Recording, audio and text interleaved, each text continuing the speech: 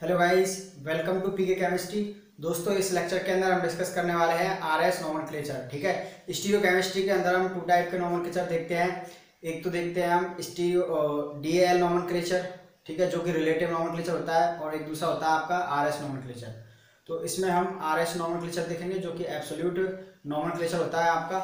Okay, तो वैसे काफ़ी इंपॉर्टेंट है ना। इससे कई टाइप के और भी क्वेश्चंस आप कर सकते हैं। तो फर्स्ट ऑफ ऑल बात करें आर और एस का क्या मतलब है। आर और एस आपके लिए गए दो ग्रीक वर्ड से। आर है का मतलब रेक्टस से लिया गया है और इसका मतलब होता है राइट। ठीक है, एस लिया है आपका सिनिस्टर से,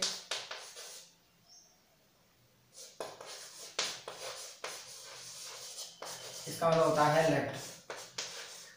ठीक है, अब यहाँ पर हम कुछ रूल्स देखेंगे जिनको हम सीआईपी रूल बोलते हैं, जिनके हेल्प से हम आरएस नोमेनक्लेचर करेंगे। ठीक है, जैसे आईयूपीएससी के अंदर हम जो नोमेनक्लेचर करते हैं उनके लिए कुछ रूल पढ़ते हैं, ऐसे सीआईपी रूल यहाँ पर देखेंगे जिससे हम क्या करेंगे, आरएस नोमेनक्लेचर करेंगे। और सीआईपी जो है इसकी तीन साइंटिस्ट के नाम है, ये एक तरीके से कॉमन है ना, और एक है आपका इनगोल्ड और थर्ड है आपका प्रीलोग।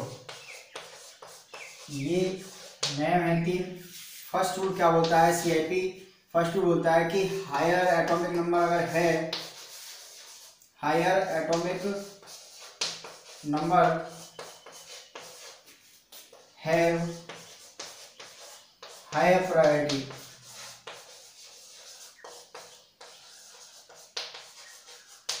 यानी कि जैसे अगर मैं बात करूं कि अगर फिशर प्रोजेक्शन में अगर हम देखें तो मान लीजिए आपने यहाँ पर फ्लोरीन लिया है, यहाँ पर आपने क्लोरीन लिया है, यहाँ पर मान लीजिए आपने ब्रोमीन लिया है और यहाँ पर लिया है आपने आयोडीन।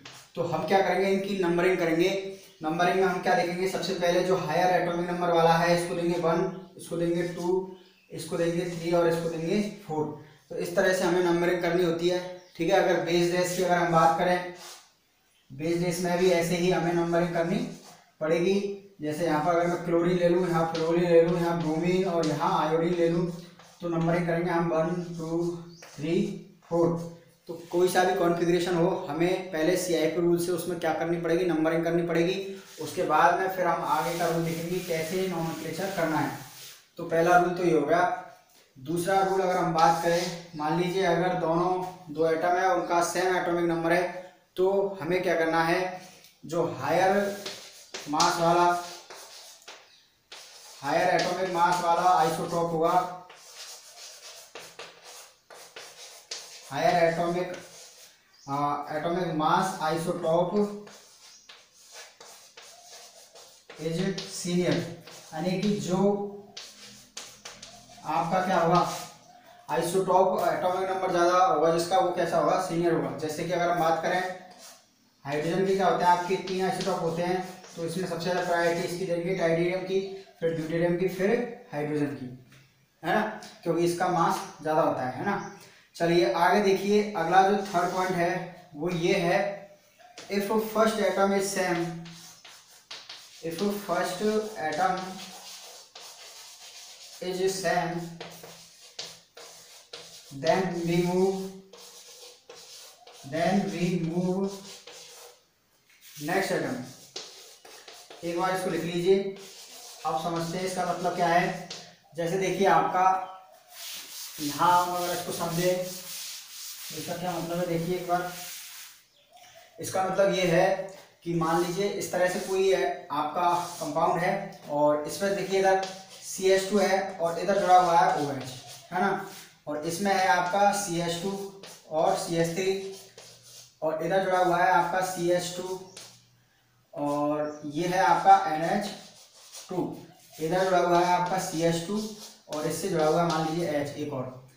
तो देखिए इधर अभी अपन को क्या करना है, ऐसे केस में ये जो है आपका CH2, ये तो देखो सब में कॉमन है ना। अब प्रायोरिटी कैसे डिसाइड करेंगे, तो आपका अगर फर्स्ट एटम क्या है, सेम है, तो हम नेक्स्ट वाले एटम की तरफ मूव करेंगे। तो देखिए इधर नेक्स्ट एटम कौन है, ऑक्सीजन, इधर है नाइट्रोजन, इधर है कार्बन और इधर है हाइड्रोजन।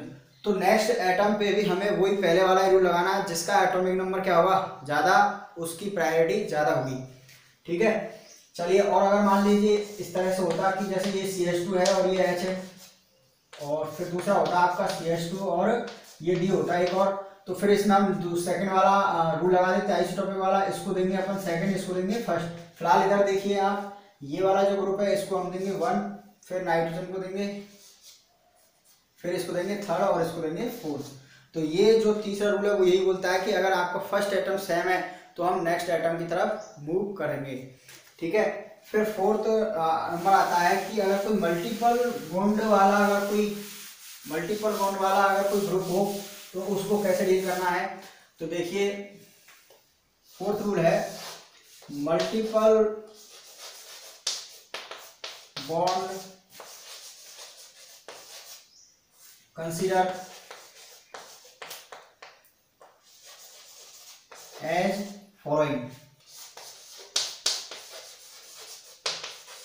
इनको ऐसे कंसीडर करना है दोस्तों। देखिए इधर जैसे मान लीजिए आपका इस तरह का कोई ग्रुप है A डबल बॉन्ड B, तो हमें क्या करना है, इसको इस तरह से लिखेंगे कि इस वाले डबल बॉन्ड को ब्रेक करेंगे हम, जैसे A तो ये रहेगा, और जो एटम इससे अटैच है, A से अटैच है इधर, उसको इससे अटैच करेंगे, और B से A अटैच है तो इसको यहाँ लिखेंगे, यानी कि वो वाला बॉन्ड ब्रेक करके इस A से एक बार ये अटैच कर दिया और एक बार B से ये वाला A अटैच कर दिया।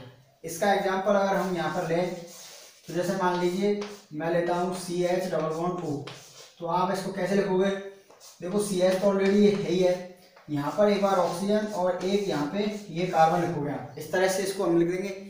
ठीक है, मान लीजिए अगर A ट्रिपल बॉन्ड B दिया है आपको इस तरह से, तो इसको कैसे लिखोगे, इसका लिखने का तरीका यही है कि हम फिर से वही सिंगल बॉन्ड लिखेंगे, और इस बार आप क्या है 2 बार बॉन्ड तोड़ेंगे हम, तो इसको 2 बार लिख देंगे इससे, और यहाँ पर ये भी 2 बार लिख देंगे।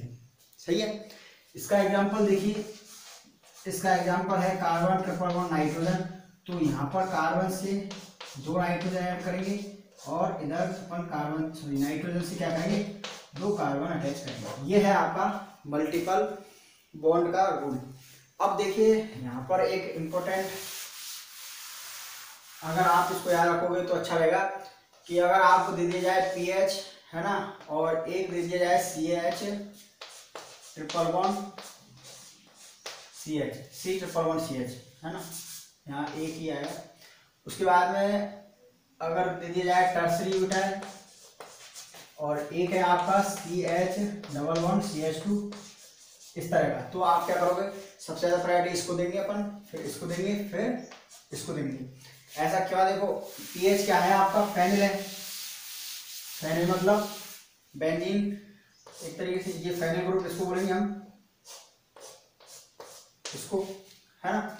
अगर आप इसको ब्रेक करके देखोगे आप, तो फिर देखना आप इन सबको कॉमन जब ब्रेक करोगे तो इसकी प्रायोरिटी ज़्यादा होगी, ये काम आप चेक करना है ना। फिलहाल मैं इसको बता देता हूँ। अगर हम बात करें इसकी, तो देखो इसका मतलब क्या है, यहाँ पर आएगा एक कार्बन ऊपर और एक इधर और एक इधर, ठीक है, यानी कि ये जो कार्बन अटैच है उससे क्या है 1 2 3 कार्बन लगे हुए हैं, ठीक है। और अगर हम टर्सरी ब्यूटाइल की बात करें तो टर्सरी ब्यूटाइल का मतलब होता है ये वाला ग्रुप, ये वाला ग्रुप। अब देखिए यहाँ पर इसकी प्रायोरिटी ज्यादा कैसे है, जैसे देखिए इधर ये कार्बन अटैच होगा, इससे 3 कार्बन है, 1 2 3 है ना, इस कार्बन से भी कितने हैं 3, 1 2 3, इससे भी 3 है, उससे भी 3 है, लेकिन अंतर क्या है कि आपकी ये जो एक कार्बन है ना इधर थर्ड वाला, उससे देखो 2 कार्बन अटैच है, और यहाँ पर सभी कार्बन जो है आपके उनसे सबसे हाइड्रोजन अटैच है, तो इसकी प्रायोरिटी ज्यादा हो जाएगी, ठीक है। ऐसे आप इनको चेक करना और ओके, और ये ऑर्डर याद है तो अच्छी बात है। चलिए नेक्स्ट बात आती है 5th नंबर पे कि लोन पेयर को कौन सी प्रायोरिटी दिया है। तो लोन पेयर जो है वो कौन सी प्रायोरिटी रखेगा, सबसे लास्ट वाली प्रायोरिटी रखेगा। Lone pair gets lowest priority,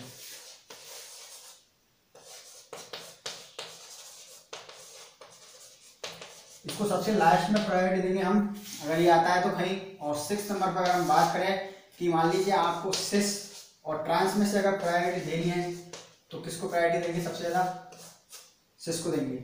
और जेड और ई में से प्रायोरिटी देनी है तो किसको देंगे, जेड को देंगे। आर और एस में से प्रायोरिटी देनी है तो किसको देंगे, आर को प्रायोरिटी देंगे।